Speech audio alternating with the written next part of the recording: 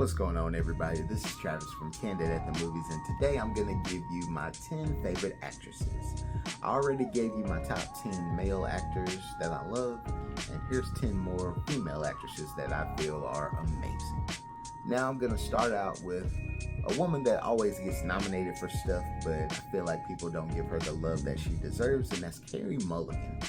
Carey Mulligan is definitely one of those actresses that everybody sees her face, but they just look like she gave a good performance, but the award, they just don't give it to her for some reason. I feel like she deserves all the awards in the world, especially after Promising Young Woman. She said The Great Gatsby, which a lot of y'all slept on her in that movie. She was amazing, even though she made y'all hate her, and especially the movie Shame.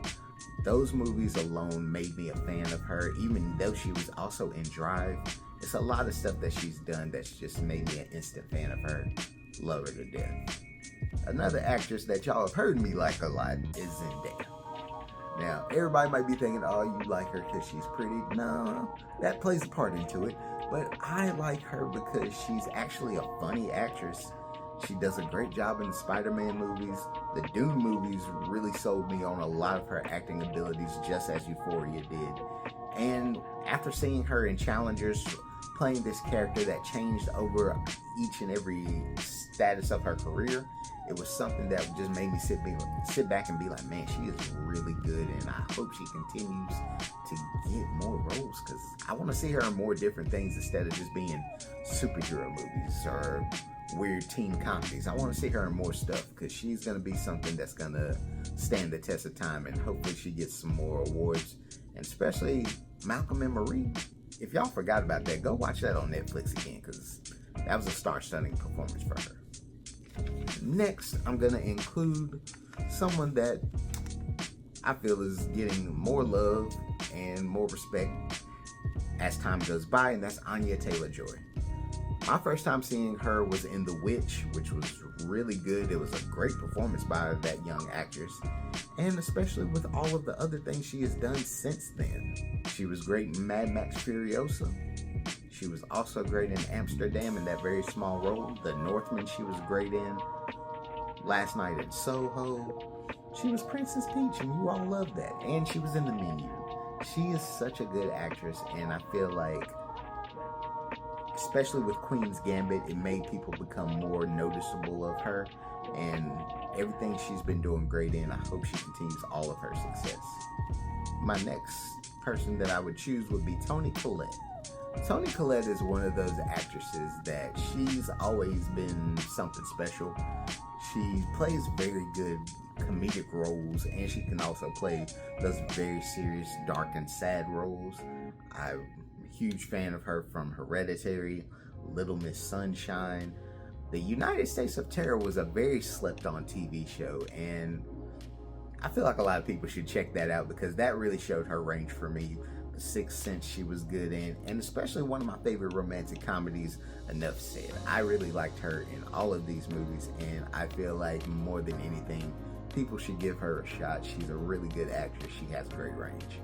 Next is someone who is very stunning and does a great job now with all of her films. That would be Anne Hathaway. Anne Hathaway is definitely somebody who, as an actress, has grown to be very good in anything that she puts her mind to. A lot of people were kind of against her becoming Catwoman, which, you know, I don't understand that. I thought that she was a decent Catwoman, especially for that movie, The Dark Knight Rises. She fit in that world, and it worked perfect for her. She was also good in Interstellar, which a lot of people forget that she was in. She is a great actress. I liked her in The Idea of You. She was also good in bad things, especially like The Witches remake, which, you know, we didn't like that. But she was good in it. She was good in Ocean's 8. And even if you liked her as a teenager when she was in Ella Enchanted or The Princess Diaries, she's been good in everything. She's definitely a great actress. She's a great comedian. She's a great dramatic actress, which I feel like we forget how good she is. She's great. Highly recommend any movie that she's in, because you know it's at least going to be entertaining because she's in it. Next would be Natalie Portman. Natalie Portman is definitely somebody that we all come to love. She's one of those actresses you can just be like, oh, I know she's going to give a good performance no matter what. I definitely like roles where she's reaching out to doing different things, especially the movie Vox Lux, which was not something I'd ever think I'd see her do, especially wanting to be a pop star who goes through a traumatic thing in life. She was really good in that. I liked her in The Girl with the Pearl Earring, Jackie. She was really good in that. And, you know, more than anything, I highly recommend her because she's one of those actresses you're always going to be like, she's going to do a good job in. Next for my choices would be Tessa Thompson. Tessa Thompson is one of those actresses that I feel everybody loves, but, you know, we only want to see her in certain things. She's a great actress. She can branch out and do anything. The movie The Listener that came out earlier this year, where she was just sitting on the phone talking to somebody, was definitely something really good. Like, I feel like it was really slept on. Nobody really talked about it. She's been good in movies like Creed, Annihilation, the Thor movies. She's a really great actress, and I feel like more people should give her love. Kind of feels like she's slept on, but she's one of those actresses that she's always going to give you a great performance and a great movie. Next is someone that I think a lot of people are sleeping on just because her name is really not out there like it should be. And that would be Jodie Comer. Now, you might be saying, who is Jodie Comer? I don't know this girl. You do. She's in a lot of stuff that you've seen. If you saw this year's The Bike Riders, The Last Duel, Free Guy, she is one of those actresses that's always going to give you a good performance. She's very underrated. I think that she deserves a lot of the rewards that she probably hasn't won or hasn't been nominated for, especially The Last Duel. That movie, she should have won every award that year because she was the standout performance of the year for me. But more than anything, Jodie Comer, she's one of these up-and-coming actresses. I hope she gets a lot more roles. She's really good.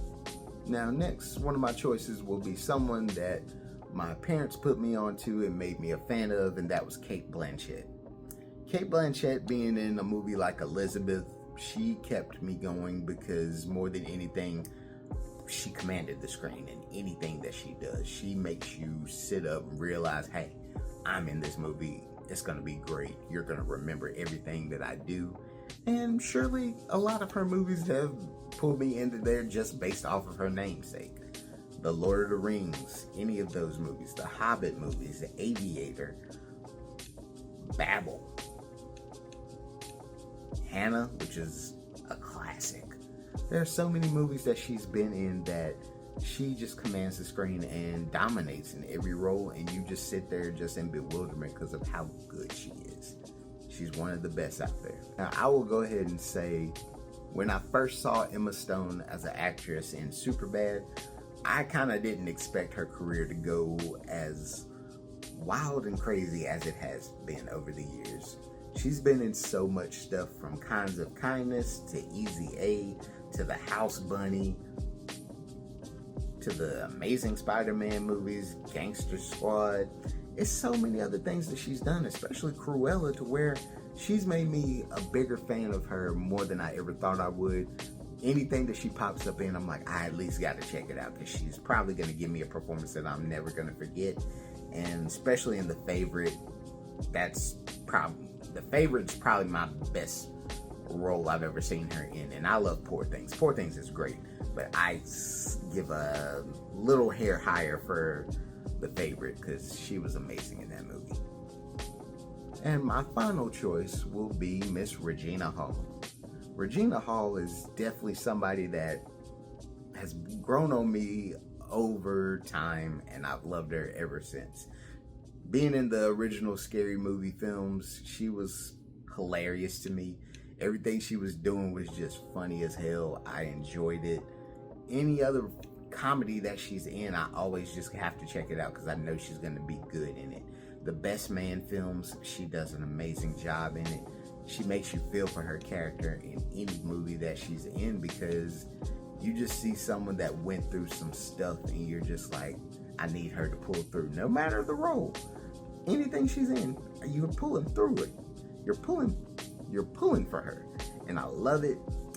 Girls Trip was a classic. The barbershop film, she was in Shaft. Honk for Jesus was probably her best role for me, because that was a lot that she was going through. But hey, those are my 10 favorite actresses. I hope to hear what you all have to say about them, because there's some pretty interesting choices. Some choices that I know a lot of y'all are probably sitting back like, you chose them? Yeah, they're my favorite. It's mine. But hey, comment below, let me know what you thought of my list. We're going to have more videos to let you know a little bit more about us outside of our regular reviews. But hey, this is Travis from Candid. Catch you.